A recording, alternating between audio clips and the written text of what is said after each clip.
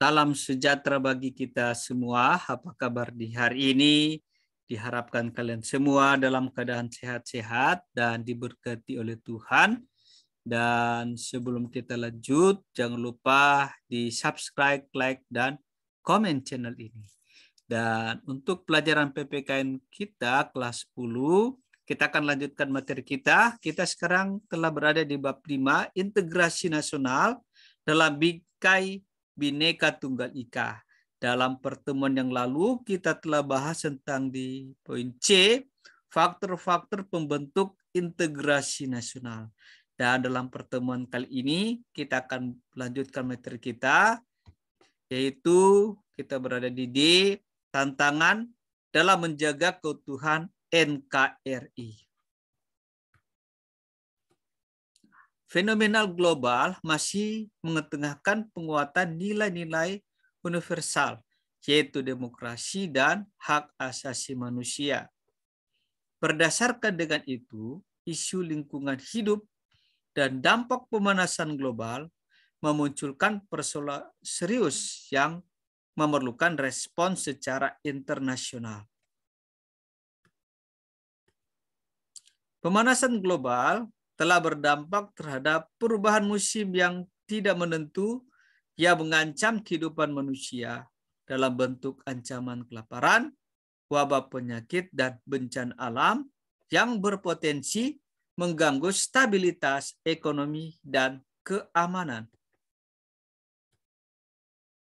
Peta keamanan global menempatkan terorisme menjadi ancaman global.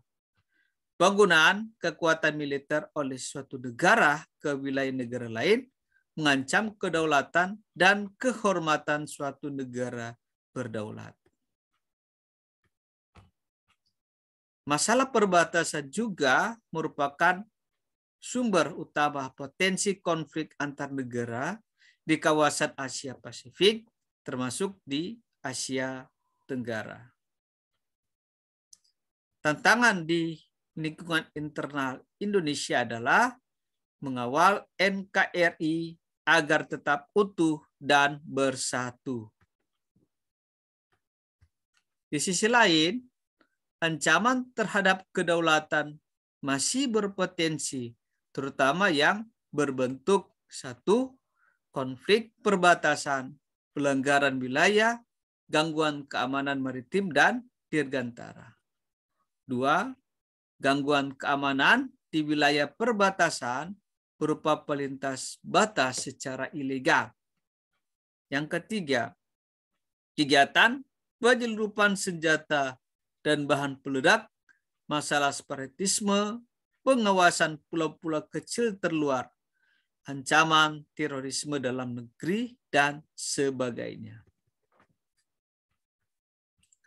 Berdasarkan tantangan tersebut di atas, maka visi terwujudnya pertahanan negara yang tangguh dengan misi menjaga kedaulatan dan keutuhan wilayah NKRI serta keselamatan bangsa harus terwujud.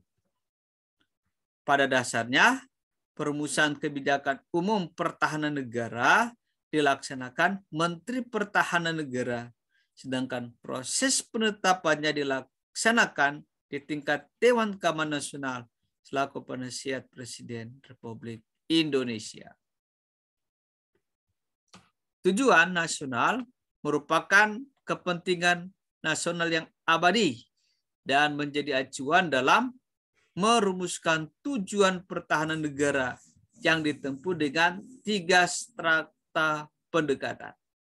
Pertama, strata mutlak dilakukan dalam menjaga kedaulatan negara, keutuhan wilayah negara, dan keselamatan bangsa Indonesia.